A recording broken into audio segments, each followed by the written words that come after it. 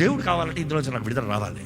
నేను ఇక వదులుకుంటున్నా. I resist. That is why I said, చాలాసార్లు చెప్పండి ఇప్పటికే, ద ఫస్ట్ ప్రాసెస్ ఆఫ్ అడిక్షన్లో డెలివరెన్స్ కావాలంటే first thing is learn to say no. Learn to say no. ఇంకా నాకు వద్దు, ఇంకా నేను చేయను.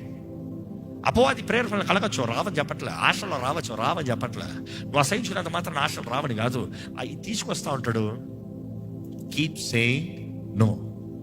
పరిశుద్ధాత్మతో కలిసి ఉంటే మాత్రం ఆ మనుషుడిని ఎవడు కదపలేడు.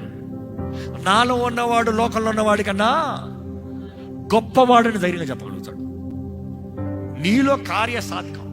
There is one in you who can do exceedingly and abundantly above you ask or seek. నువ్వు అడిగి ఊహించి వాటికంటే అత్యధికమైన కార్యం. ఏదో ఆ నొప్పిలో ఉన్నామని నీకు ఒక సహాయం వచ్చారు, నీకేదో ఒక బాధ కలిగిందని నీకు అప్పు ఇచ్చారు, నీకేదో ఆదుకుందామని వచ్చారు. వాళ్ళు చూడండి ఎంతమంది చెప్తారు, అప్పులు ఇచ్చిన వాళ్ళే మమ్మల్ని ఈరోజు ముంచేశారండి. సింపుల్.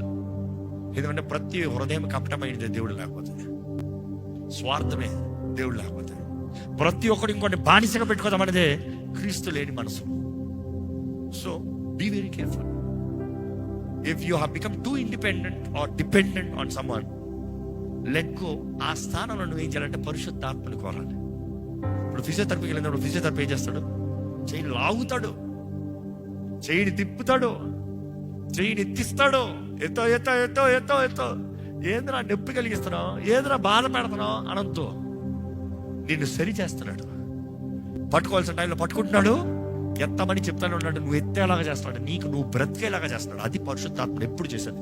పరిశుద్ధాత్మ స్వరము నీకు నువ్వు బ్రతుకున్నట్లుగా చేసేది. Are you hearing me?